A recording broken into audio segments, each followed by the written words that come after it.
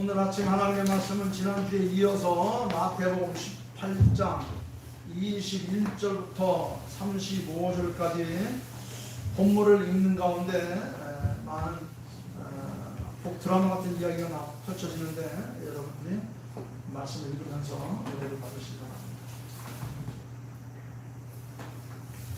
하나님의 말씀 생명의 양식 신약경경 첫 번째 책 마태복음 18장 21절. 그때에 베드로가 나와 이르되 주여 형제가 내게 죄를 범하면 몇 번이나 용서하여 주리까? 7번까지 하오리까? 예수께서 이르시되 내가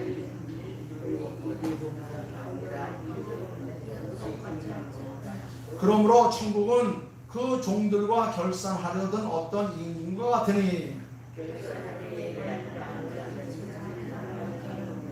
갚을 것이 없는지라 주인이 명하여 그 몸과 아내와 자식들과 모든 소유를 다 팔아 갚게 하라 하니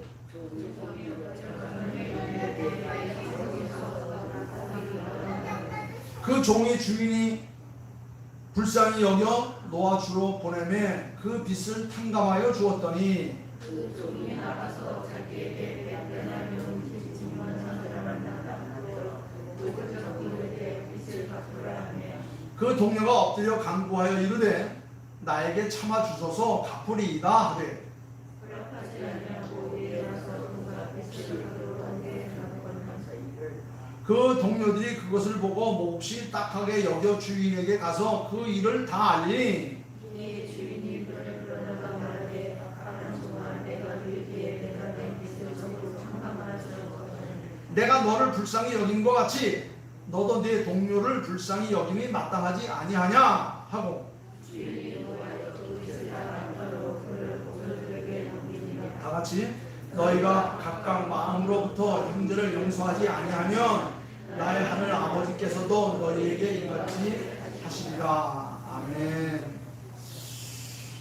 모든 생명체 가운데 아니 모든 피조물 가운데 아마 사람처럼 다양한 존재도 아마 없을 것입니다. 생긴 모습도 다 다르고 신체 구조도 다 다릅니다.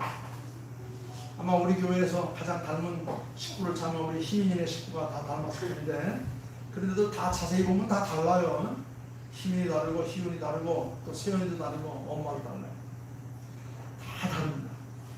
심지어는 우리 손가락 지문도 다르고 우리 목소리도 다르고 심지어는 성격도 다르고 취미도 다르고 성격도 다르고 물론 얼굴 모습도 다 다릅니다. 그런데 그 가운데서 우리가 취미를 한번 생각해 볼 수 있어요. 취미가 같을 것 같지만 다 달라요. 취미가 얼마나 많은지 모릅니다. 어떤 사람은 장기도 좋아하고 어떤 사람은 바둑을 좋아하고 낚시, 축구, 탁구, 운동, 음악, 심지어는 손놀림, 발놀림 생각하는 거 전부 다 다양합니다. 그러나 제 아무리 취미 생활이나 영화 생활을 즐긴다 해도 그것이 도가 지나치면 일반 생활은 물론이거니와 신앙 생활에도 도움이 안 되고 오히려 낭패를 겪는 그런 경우도 있습니다. 어느 목사님이 아주 낚시를 엄청 좋아해요. 낚시를 엄청 좋아합니다. 거기가 새벽녘에 이제 잠에서 깨면서 물가로 나오면서 많이 잡혀요. 이 목사님은 밤새도록 고기 잡는 그런 꿈을 꿔다가 새벽녘에 일어나서 고기를 잡아가는 그런 습관도 있었어요. 근데 주일날 아침 새벽 예배를 드려야 되는데 새벽 예배 드린다고 성경책을 들고 나가야 되는데 성경책을 들고 나가지 않고 낚시 가방을 들고 교회 문을 나섰어요. 사택이 교회 안에 있으니까. 그런데 장로님이 성경책을 들고 아침에 교회로 오고 있습니다. 그래서 목사님은 낚시 가방을 들고 교회 문을 나서고 있었고 장로님은 성경책을 들고 교회로 오고 있는 거예요. 선분이 마주쳤습니다. 그래서 목사님이 장로님 이 새벽에 어디 이렇게 급히 가십니까? 아니 오늘 주일이라서 새벽 예배 예배드리러 가야 되지 가는 거 아닙니까?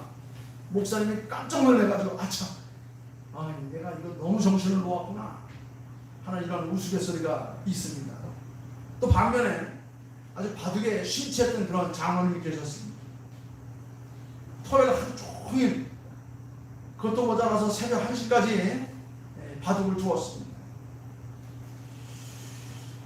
주일 예배 일부 기도 순서를 맡았기 때문에 졸리는 눈을 비비면서 강단에 올라가서 앉았습니다. 그런데 토요일 하루 종일 바둑을 두고 또 심지어 새벽까지 그렇게 두었으니 강대상 의자에 앉아서 이렇게 늘더라 보니까 바둑안이 눈앞에 하루하루 걸렸던 겁니다. 까만 머리를 하신 노인들의 머리는 아니 젊은이들의 머리는 까만하고 흰 눈에 흰 머리는 흰하고 바둑안은 아마 바둑판처럼 이렇게 보였던 모양입니다. 장로님은 머리를 흔들며 정신을 가다듬었습니다. 이러면 안 되지, 이러면 안 되지 하면서 눈을 깜빡거리면서 허벅지를 막 꼬집었습니다. 마침 목사님 설교 직전에 기도 시간이 되었습니다. 기도 시간이 되어자 그는 바둑 용어가 튀어나오는 것을 끝까지 간신히 찾으면서 기도를 끝냈습니다. 마지막에 예수님의 이름으로 기도합니다. 아멘 해야 되는데 그만 예수님의 이름으로 기도합니다. 아다리 했다는 겁니다. 그래서 교인들이 깜짝 놀래가지고 도대체 우리 장로님이 무슨 소리를 하는가, 내가 왜 이런 우스개스럽지도 않은 이야기를 하는가. 그렇습니다. 우리가 세상을 사면서 오락이나 취미, 운동 적당히 해야 됩니다. 물론 안 하는 것보다 해서 우리의 건강을 유지하는 건 아주 중요합니다. 그러나 너무 깊이 빠지면 안 된다는 겁니다. 왜냐하면 사람은 모두가 다 감정의 동물이기 때문에, 그래서 우리의 감정이 상할 수도 있고, 또한 그 감정의 찌꺼기가 우리의 삶 속에 남아서 그것이 우리의 삶을 그르치는 그런 경험도 많이 있을 수 있습니다. 뭐가 중요한지 모르고 오락과 여가, 취미에 빠져가지고 살다 보면 가정일도, 신앙생활도, 또 직장일도 뒷전으로 나앉게 되는 그런 경우도 있습니다. 여러분, 취미생활, 오락생활, 여가생활, 우리의 삶에 리듬을 주는 아주 중요한 생활이지만 그것이 주가 되도록 그렇게 내팽개치면 안 되는 겁니다. 그래서 우리는 신앙생활하는 사람들이에요. 그래서 신앙생활에 우선할 수 있는 게 뭔가, 우리가 그것을 잘 살피면서 또 우리 가정, 또 자녀들, 또 부모님들, 우리가 어떻게 섬기고 보듬고 살아가야 될 것인가에 우리가 더 많은 신경을 써야 될 것입니다.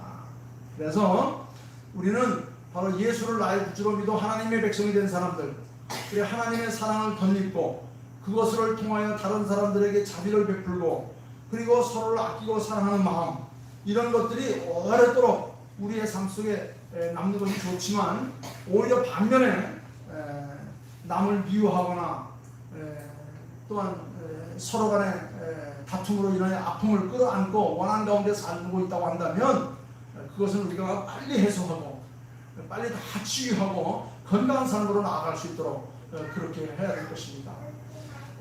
그러기 위해서는 가장 중요한 말씀이 예수님께서 우리에게 가르치신 오늘 본문의 말씀입니다.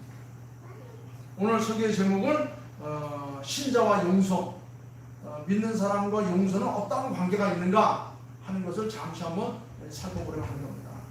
오늘 본문 말씀을 보면 이렇게 미움과 아픔과 원한 등등 이런 것에 사로잡혀 살 수밖에 없는 우리들에게 늘 평안과 위로와 축복, 그리움, 사랑, 동정, 이 좋은 단어를 우리가 되뇌이며 살 수 있기 위해서 가장 중요한 것이 뭐냐면 용서하는 마음과 용서하는 삶이다 그랬습니다. 이 용서하는 마음을 가지고 서로를 용납하고 서로를 용서하게 된다면 우리의 마음 속에는 아픔이 사라지고 원한이 날아가고 항상 우리의 삶 속에는 사랑과 동정과 기쁨과 행복이 가득 채워줄 수 있다. 예수님께서 그것을 가르쳤습니다.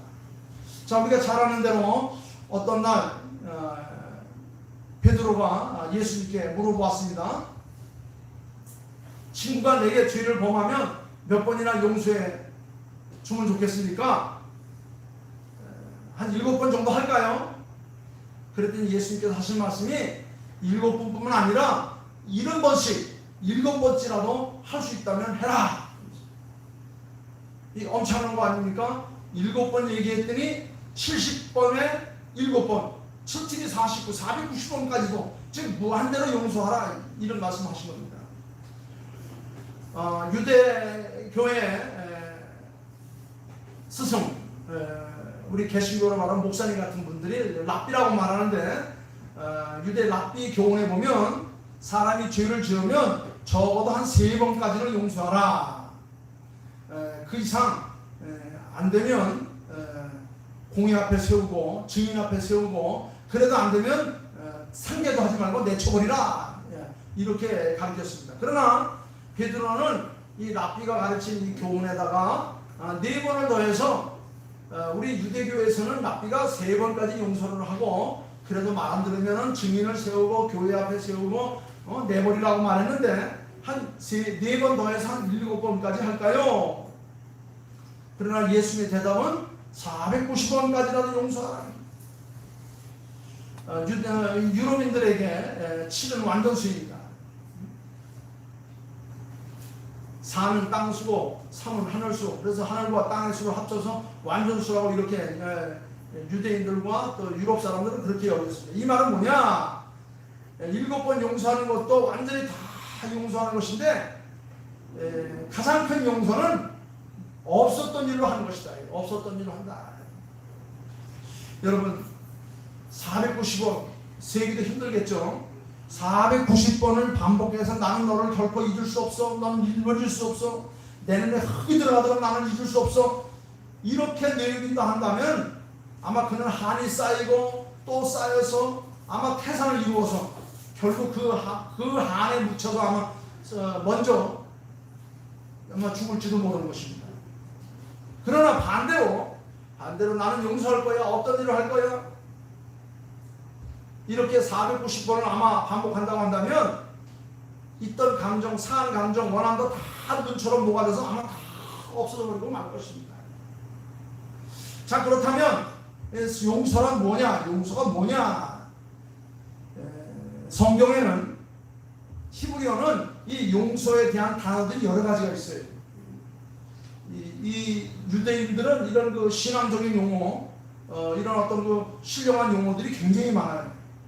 우리나라는 의태어, 의성어가 많은데, 이 히브리는 이 신앙적인 용어가 많이 있습니다. 특별히 이 용서라는 말도 몇 가지로 나눠서 볼 수 있는데, 첫 번째는 용서라는 뜻은 가엾게 여긴다, 불쌍히 여긴다, 아낀다 라고 하는 그런 의미의 용서라는 말이 있습니다. 그러나 이보다 더 좋은 단어가 있는데, 그건 바로 뭐냐면 덮어버린다. 너의 잘못을 나의 사랑으로 덮어버린다. 너의 그 허물을 나의 그 사랑으로 다 덮어버리겠다. 덮어버리면 아무것도 없이요, 다 사라져요. 큰 풀이 나서 우리 마당에다 카바를 덮어놨어요.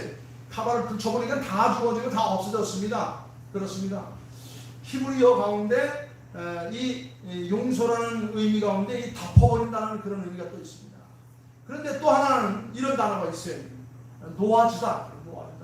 가게 하다, 풀어주다, 보내버리다. 그리고 가장 좋은 용서라는 단어 가운데 하나는 뭐냐면 아무런 이유 없이 모든 걸 다 허락하다. 너의 잘못을 내가 아무런 이유 없이, 대가 없이 난 다 너의 것을 다 탕감해버리고 말겠다. 더 이상 내가 너의 잘못을 묻지 않겠다. 더 이상 내가 너의 허물을 내가 들춰내지 않겠다. 그렇습니다. 이런 것들이 용서의 성격이고 성경이 말하는 내용이라는 겁니다.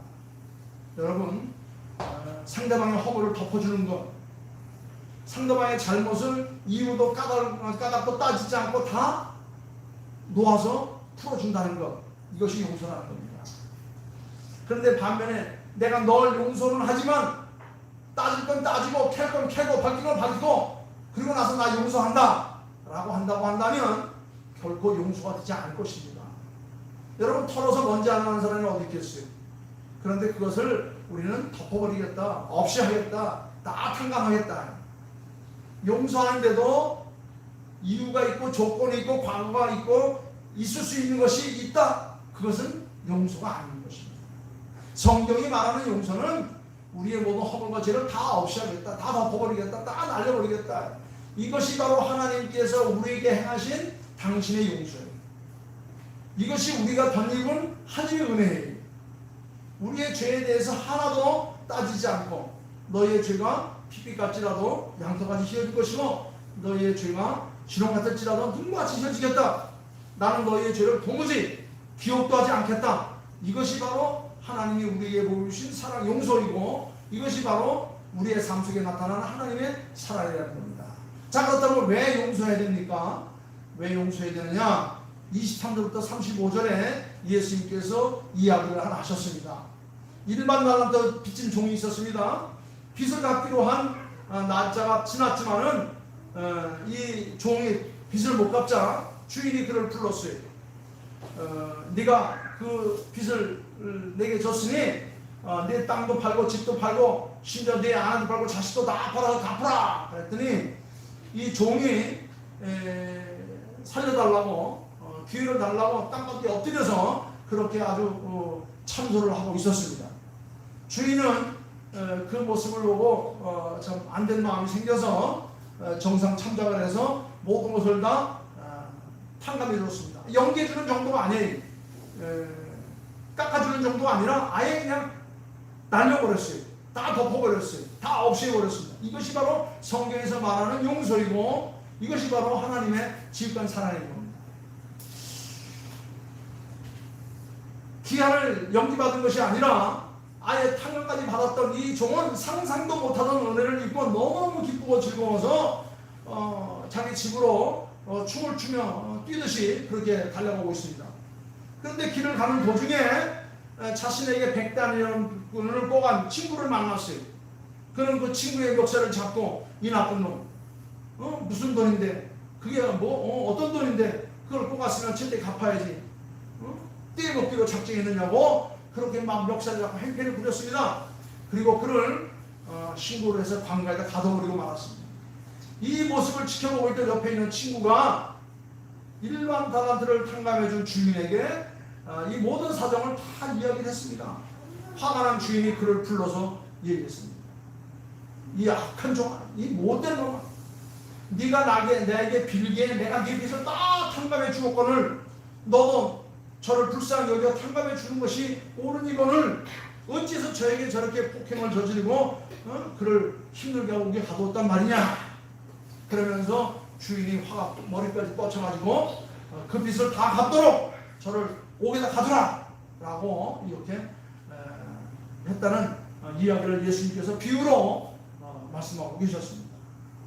제가 지난 주일에도 아마 이 이야기를 똑같이 했을 터인데 1만 달란트 현시가로 3조 원입니다. 지금 금 한 돈이 3.75g인데 아마 한 돈에 한 30만 원 해요. 10돈이면 300만 원, 100돈이면 3천만 원. 한 돈이 한 달란트예요. 한 달란트면은 얼마입니까? 3천만 원. 1만 달란트면 얼마입니까? 약 3조 원에 해당되는 돈입니다. 3조 원에 되는 돈을 다 탕감받았어요. 다 없이당했어요. 그런데 그에게 기껏 100데나리온 기껏해야 우리 돈으로 한 200만 원 내야 되는 돈입니다. 이 미련하고 어리석은 종은 200만 원을 받으려고 하다가 3조 원에 해당되는 이 엄청난 손해를 입고 말았습니다. 그런데 이 이야기는 다른 사람의 이야기가 아니라 바로 저와 여러분들의 이야기, 바로 우리들이 겪는 그런 이야기인 것입니다. 여러분, 우리는 계산하기도 어렵고 헤아리기도 어려운 그런 엄청난 죄를 아무 대가도 없이 다 탕감받다 용서받았어요. 에베소 2장에 보면 이런 말을 씁니다. 너희 허물과 죄로 죽었던 너희를 살리셨도다. 그리고 3절 말씀 보니까 우리는 본질상 진노의 자녀들이었다. 구원받을 수 없는 본질상 진노의 자식들이요, 저 지옥 자식들이었는데 하나님의 은혜로 그 모든 죄를 다 탕감받아 거룩한 삶이 되어 하나님 앞에 옮김을 받는 그런 엄청난 복을 받았다. 이건 돈으로 계산할 수 있는 그런 탕감이었다는 겁니다. 죽을 뻔한 것이 아닙니다. 이미 죽었던 시체들이었습니다. 진노의 자식이어서 지옥에 들어갈 수밖에 없던 그런 존재들이었어요. 그런데 그런 존재였던 우리들이 다 아버지의 용서를 힘입어 다 회복된 자들이에요. 그 모든 죄값을 다 탕감받은 자들인 것입니다. 주님께서는 네가 용서받은 것처럼 너도 다른 사람을 용서해야 되지 않겠느냐? 이것이 바로 구원받은 하나님의 백성들이 지키며 살아야 될 삶이다. 이것이 성도들이 맺어야 될 가장 고귀한 열매이다. 그러니까 용서하는 일에는 이유도 까닭도 구식도 없다는 겁니다. 이미 우리는 그런 엄청난 죄값을 다 탕감받은 자들이라는 거예요. 근데 그걸 알지 못하고 지가 좀 잘났다고, 지가 좀 뭐 배웠다고, 지가 좀 가졌다고 없는 사람 없이 여기고 병든 사람 무시하고 어린아이라고 없이 여기는 그런 행동을 한다고 한다면 그거는 구원받은 하나님의 백성들로서 누릴 삶을 누릴 자격이 없다는 겁니다. 그런 자는 차라리 잡아다가 오게 받으라. 여기서 옥은 어디입니까? 영원한 지옥불을 말하는 겁니다. 우리는 이미 다 용서를 받는 자들. 그래서 예수님께서 우리에게 아주 감당하기 힘들 정도의 그런 요구를 하고 계시지 않습니까? 네 원수를 내 몸과 같이 사랑하라. 미국의 어느 대학에서 실험을 했답니다. 과거의 상처나 원한을 기억하도록 했더니 평범한 사람들이 과거에 상처받았던 상처 또 원한을 상기하면서 혈압이 오르고 맥박이 빨라지고 근육이 긴장하는 이런 현상이 일어났다는 겁니다. 화를 낼 때와 같이 이런 현상들이 일어났다고 하는 거예요. 그러나 어떤 사람들에게 또 무리들에게는 누군가를 용서한 사람이 한을 품고 있는 사람보다 훨씬 더 건강하다는 것이 통계에서 밝혀졌다는 겁니다. 여러분. 그래서 이것을 연구한 사람들이 발표한 내용을 보면 친구보다 더 좋은 보약이 없다. 그랬어요. 친구. 내게 위로가 되고 힘이 되고 나에게 격려와 용기를 줄 수 있고 내 손을 잡아줄 수 있고 나를 이렇게 세울 수 있고 나를 안아주시는 친구가 있다고 한다면 그는 이 땅에 살아가는 가장 큰 힘이요 보약이 될 수 있다고 그랬어요.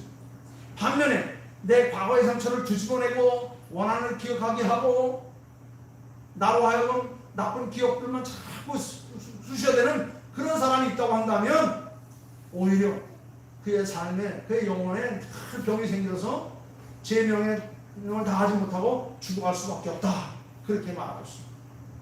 그래서 친구와 담을 쌓고 사는 사람보다는 친구를 사귀고 친구와 교제하며 사는 사람들이 치명적인 병을 이길 수 있는 그런 가능성이 더 높고 더 건강하게 탄력적인 면역 체계를 가지고 살아갈 수 있다는 겁니다. 뿐만 아니라 정신적인 건강도 더욱더 향상되고 또 사회적 유대가 약한 사람보다 더 오래 살 수 있다는 그런 연구결과를 미국 의학대학에서 이렇게 오랜 기간 동안 연구를 해서 발표한 그런 내용이 있었습니다.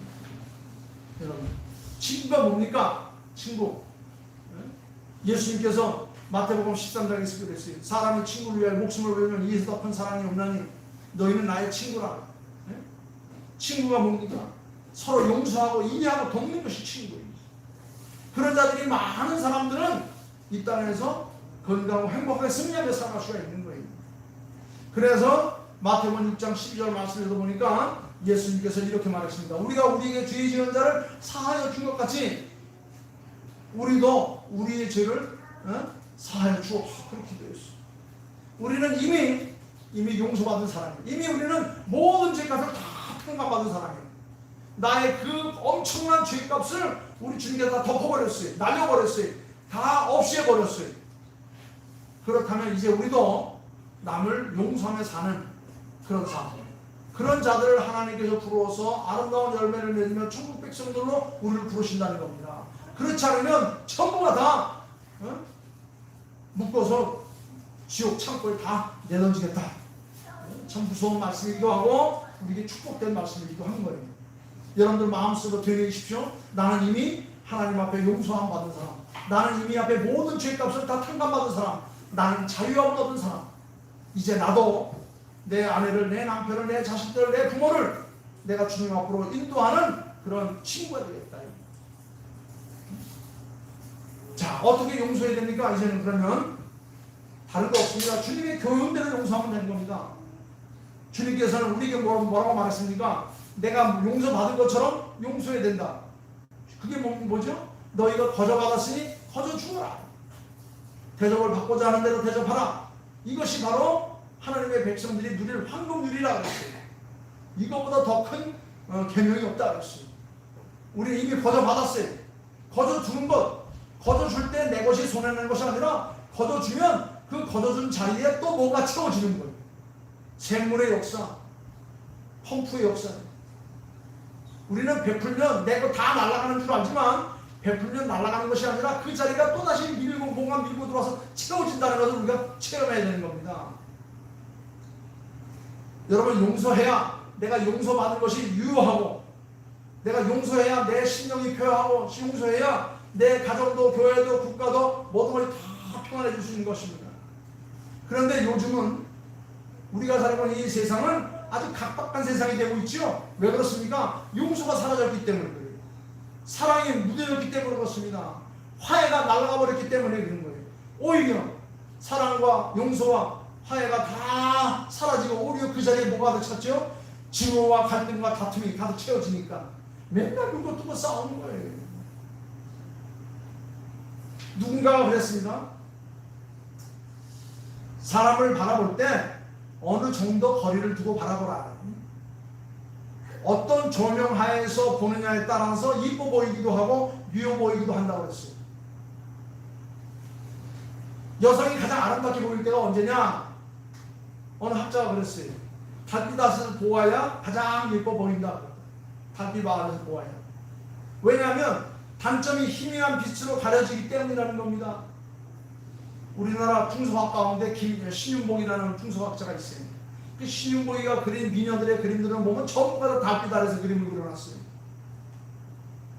단점들은 하나도 나타나지 않습니다. 예쁜 것만 그렸어요. 예쁜 것만 생각했어요. 예쁜 것만 보였습니다. 40m 거리에서 보면 0.3 정도 시력밖에 되지 않지만 어느 정도 가까운 거리에서 보게 되면 단점은 보이지 않고 예쁜 점만 보인다는 겁니다. 그런데 이거보다 더 큰 법칙이 있어요. 어떤 법칙이냐? 용서의 법칙입니다. 용서의 법칙. 용서하면 원수도 뭐로 보여요? 친구로 보인다는 겁니다. 나를 힘들고 어렵게 했던 자도 용서하면 나의 조력자가 될 수 있다는 겁니다.